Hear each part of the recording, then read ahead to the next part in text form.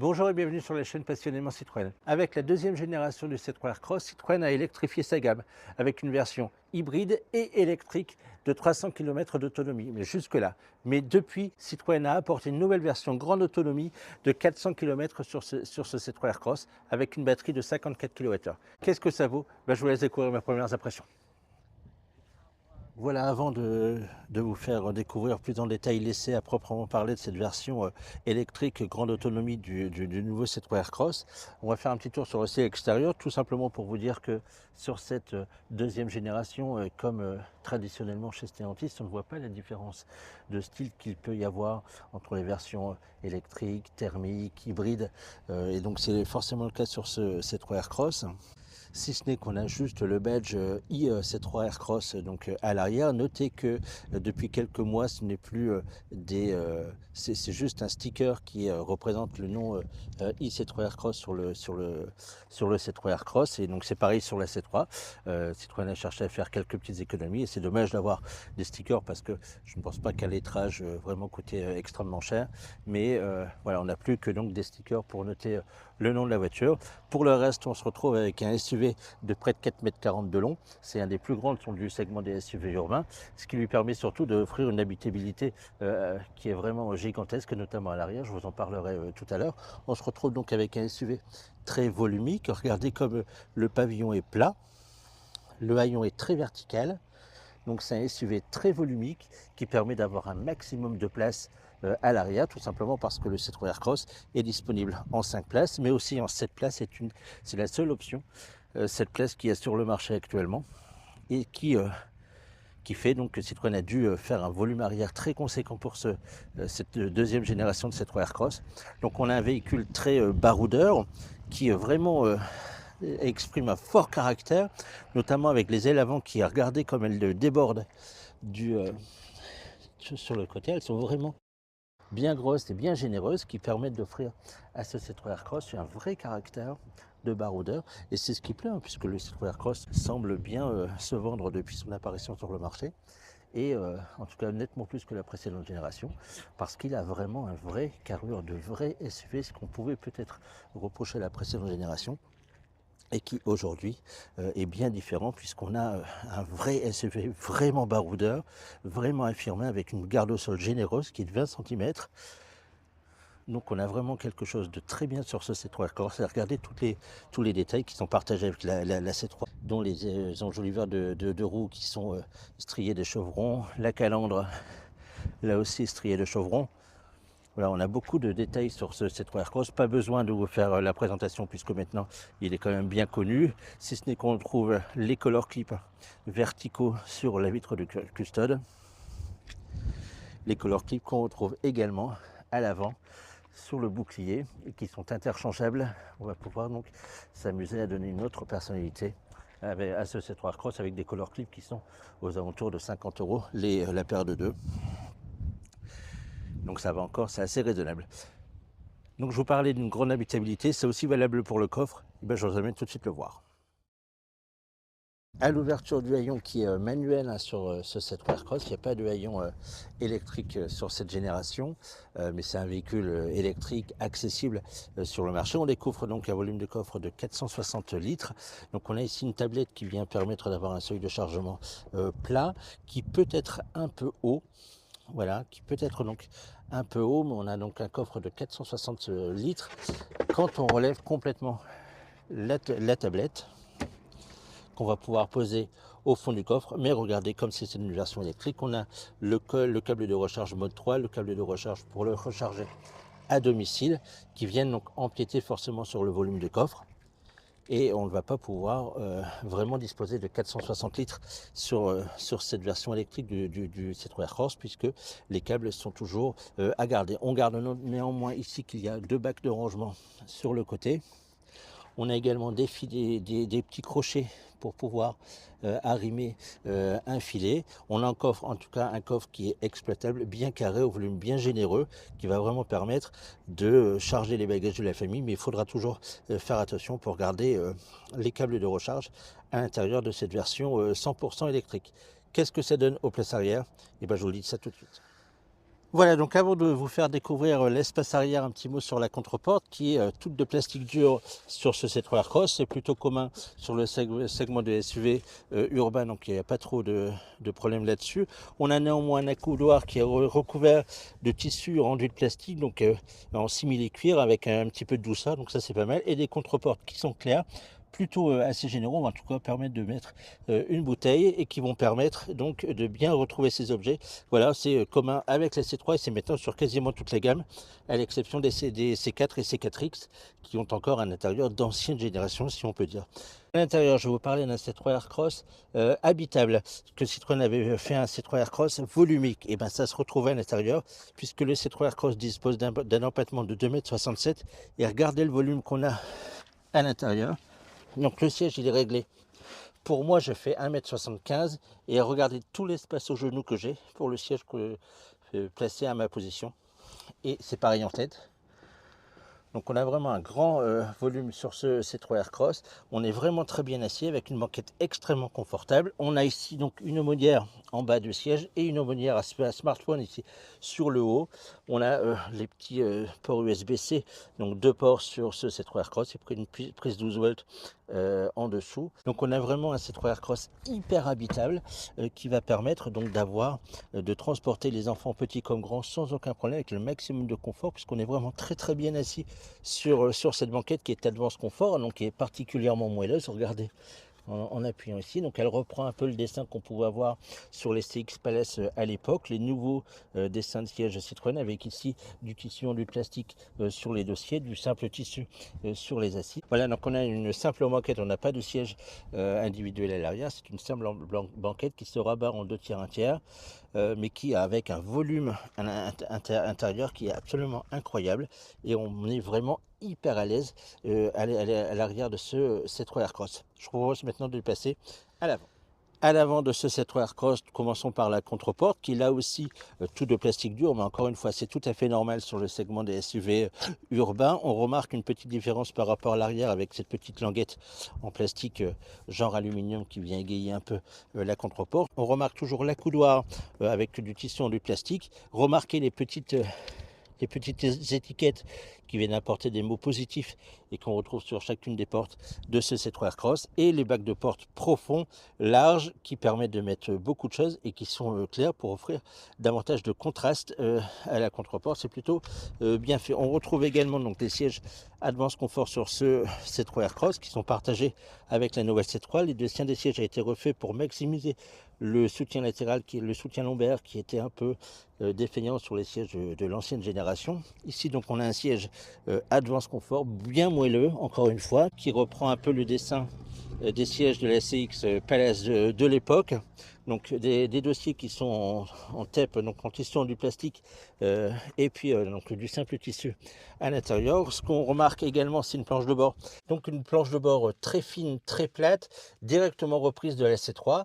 Donc on a un écran de 10,25 pouces qui trône au milieu de la planche de bord. On a l'écran du combiné d'instrumentation qui est niché sous la baie de pare-brise et qui est de 7 pouces, qui va vraiment offrir les informations directes de la conduite, mais je vous en reviendrai dans l'essai complet la semaine prochaine. Donc on a une planche de bord là aussi faite de plastique dur sur le dessus. Encore une fois, c'est tout à fait normal sur le segment B. On a également une large bande de tissu 3D ici qui va apporter un peu de douceur à cet habitacle. On a une belle console centrale qui est faite de piano black avec 2 porte-gobelets, une recharge par induction ici. Donc on a un intérieur habitable, confortable, plutôt bien dessiné, plutôt joli, avec un tout petit volant ici qui va permettre de donner beaucoup plus de plaisir, en tout cas une sensation de dynamisme à ce C3 Aircross, même si effectivement c'est pas du tout la vocation de ce SUV urbain. Donc marquer une planche de bord très horizontale qui se termine par les arrêteurs verticaux, c'est classique d'un design d'intérieur de chez Citroën. En tout cas, ce qui est plaisant, c'est qu'elle dégage, elle n'empiète pas beaucoup dans l'habitacle, donc elle ne prend pas beaucoup de place. Et ça, c'est très bien. Elle est plutôt fine. Et c'est ce que j'aime, moi, particulièrement, dans les planches de bord. C'est qu'elles ne prennent pas trop de place à l'avant, qu'elles ne soient pas trop encombrantes, qu'elles ne soient pas trop chargées. Ici, c'est simple, c'est direct, c'est à l'essentiel et c'est très très bien comme ça. Petite précision, je ne sais pas si vous allez voir, mais en tout cas, la sensation que j'ai sur ce C3 Aircross, c'est qu'on a un habitacle lumineux, chaleureux. Vraiment, on y est bien à l'intérieur de ce C3 Aircross. On a vraiment beaucoup de lumière grâce aux grandes surfaces vitrées sur le côté et devant qui donc permet d'avoir une bonne vision périphérique. Je testerai ça durant les 15 jours de cet essai.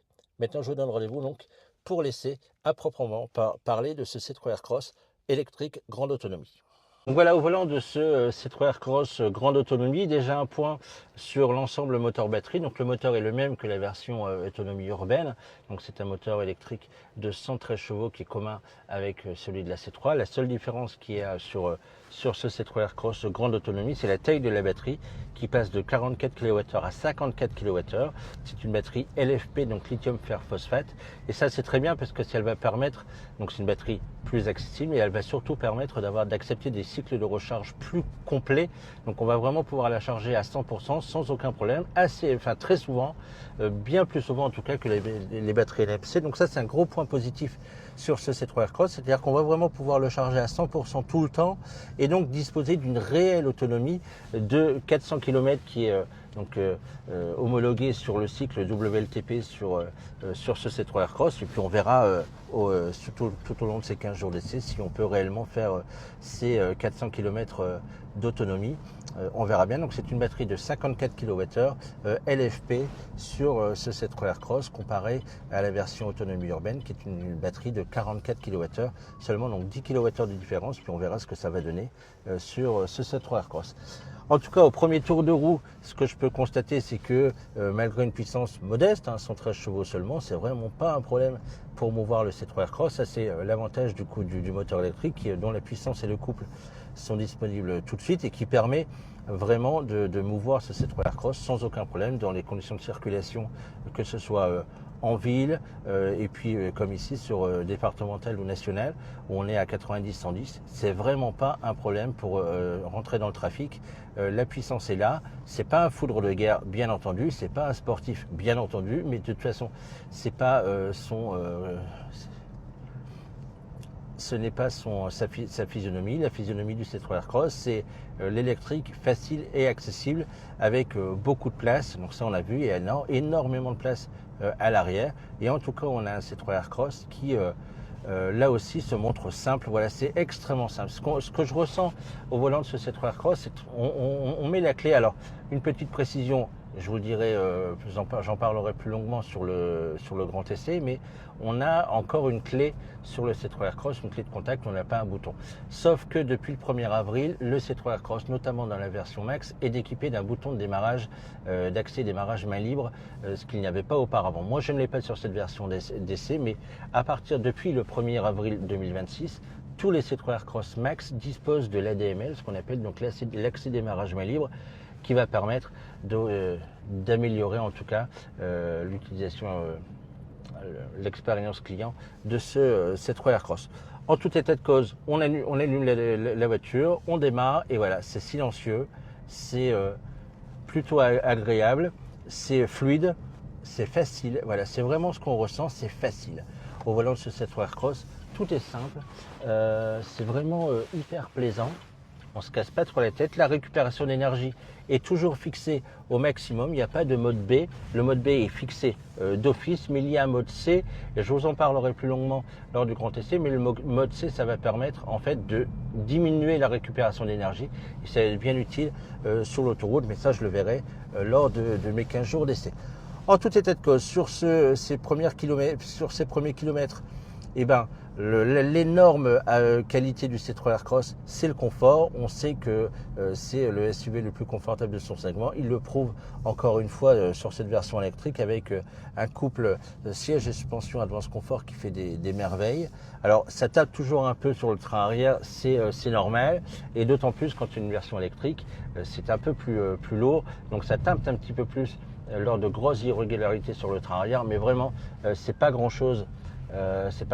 Et ce C3 Aircross est très très confortable global. C'est vraiment hyper plaisant. Et puis je remarque également qu'on a une bonne gestion des bruits de roulement. C'est très difficile sur les voitures électriques puisque comme il n'y a pas de bruit moteur ou de vibration, on entend beaucoup plus les bruits périphériques, notamment les bruits de roulement. Et je remarque que sur cette Aircross, les bruits de roulement sont plutôt bien traités, donc plutôt bien filtrés. Ça c'est une bonne chose, sauf quand vraiment le revêtement est mauvais. Donc là on ressent un peu le bruit, mais c'est plutôt bien fait et on verra les bruits aérodynamiques, notamment sur autoroute, s'ils sont tout aussi bien filtrés.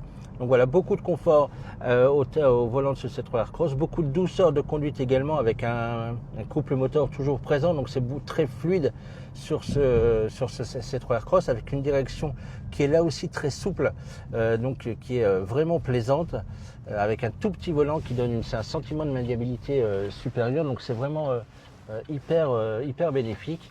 Et une voiture qui est très douce à conduire, à savoir beaucoup de douceur, beaucoup de confort, beaucoup de simplicité. C'est vraiment très très agréable au volant de ce C3 Aircross.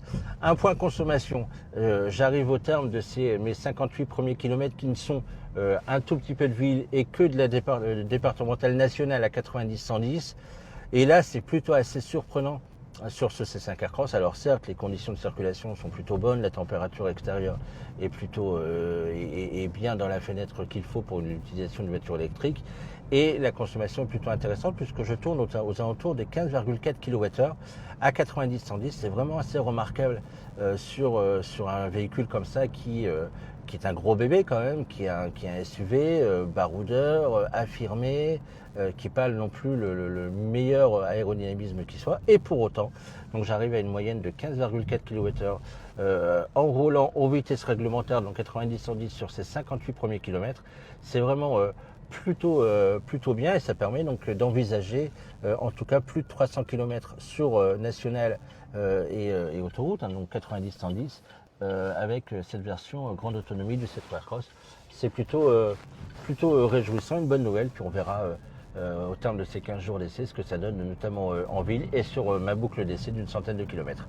Je vous donne rendez-vous sur le site Passionnément Citroën pour suivre toutes les actualités du C3 Aircross et de Citroën en général.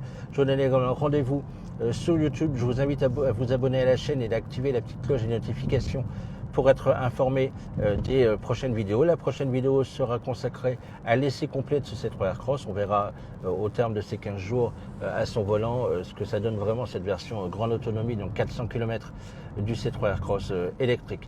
Donc je vous donne rendez-vous bientôt sur YouTube. Salut!